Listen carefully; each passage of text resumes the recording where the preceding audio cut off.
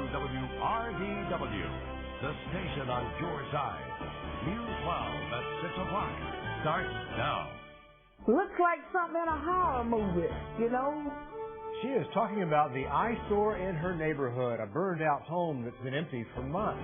And this isn't the only one News 12 found. Houses gutted by fire still standing. What is the city doing? We take a closer look at our top story on News 12 at 6 o'clock. Good evening. I'm Meredith Anderson. I'm Richard Rogers. Good to have you with us this afternoon. These houses are giving some neighbors a big headache. So why aren't they being torn down? News 12's Blaine Alexander has that story. And it turns out the solution is not as simple as you might think. They need to come down. It's horrible. Betty Palmer has been happy to call this neighborhood home for almost 50 years. But lately, there's been one big problem. Every time I look out my window, I'm looking at it. And going in my backyard, I'm looking at it. She's talking about this house, gutted by fire in April 2009.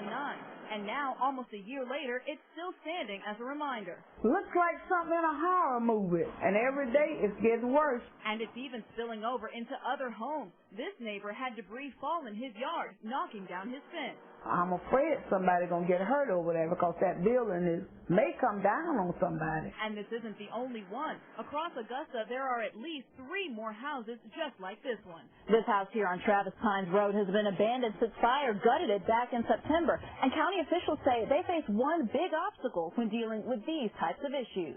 Money. The commission budgets $100,000 for demolitions each year. That includes fire damages and dilapidated structures. And Rob Sherman says sometimes that's just not enough. The city can only do what the city can afford to do. But the real holdup comes in the process. Sherman says the county can't just swoop in and demolish a building. It's a matter of finding the owner and then taking it to the court. Waiting on the court orders, then we have the ones waiting to go to court, then we have the ones where we're waiting to get the title searches. So there's a lot in limbo right now. Absolutely. Almost 100 cases to be exact. Sherman says buildings near other houses get top priority, and Betty just hopes this happens soon. If they could take it down, it would be a blessing to the neighborhood. We're told the holdup with the burned-out home is just a judge's signature right now. Then they can move in and start the demolition process, hopefully within the next few weeks. We'll keep you posted.